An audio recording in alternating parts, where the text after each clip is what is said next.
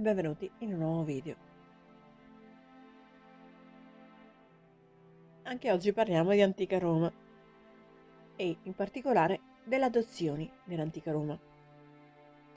Il metodo dell'adozione nell'antica Roma era una pratica attuata in particolar modo per il sesso maschile, in modo diametralmente opposto a come viene attuata oggi. L'adozione era legata strettissimamente alla sfera politica e sociale e permetteva di assicurarsi una discendenza alla propria stirpe, anche per quelle persone che non avevano molte possibilità economiche per consentire la crescita e il mantenimento di un figlio. A livello politico, l'adozione era un metodo per instaurare alleanze o collaborazioni e fu molto diffusa in epoca imperiale, quando diversi imperatori non scelsero i propri successori fra gli eredi naturali, bensì adottando un personaggio che evidentemente ritenevano più degno di tale carica. Anche nella Roma repubblicana retta dalla gens, le adozioni erano motivate quasi esclusivamente da motivi politici, mettendo così in risalto la poca umanità che vigeva all'interno delle famiglie romane, dove i figli si muovevano all'interno delle trame tessute dai pater familias. L'adozione inoltre poteva essere determinata per spostare patrimoni.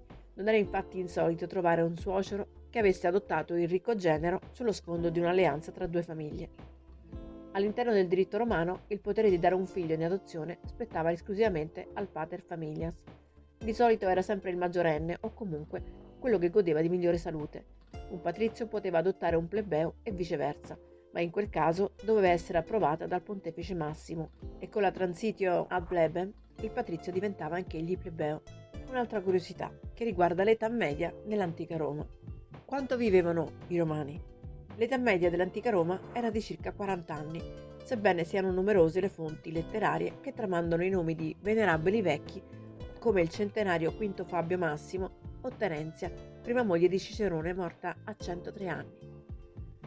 Anche se è difficile fare stime attendibili sulle basi di iscrizioni sepolcrali e di papiri, possiamo dire che in età imperiale i romani ultra quarantenni costituivano il 25% della popolazione, mentre oltre un terzo era formato da giovani di età inferiore ai 15 anni. Sembra infine che gli ultra sessantenni non raggiungessero il 6% della popolazione. Case piccole, scarsa igiene e malattie rendevano elevatissima la mortalità infantile e in generale la speranza di vita. Oltre il 40% dei neonati moriva prima di aver compiuto un anno. Secondo Fryer, studioso della demografia del mondo antico, chi raggiungeva i 5 anni poteva aspettarsi di sopravvivere fino ai 42. Chi aveva raggiunto i 20-25 aveva un'aspettativa di vita fino a 50 anni. Naturalmente la condizione sociale faceva la differenza. Uomini e donne liberi e ricchi potevano sperare di vivere più e meglio di contadini e plebe urbana. Gli schiavi infatti mediamente vivevano poco, soprattutto quelli di campagna, per le condizioni di vita estremamente dure. Il video finisce qui, al prossimo video.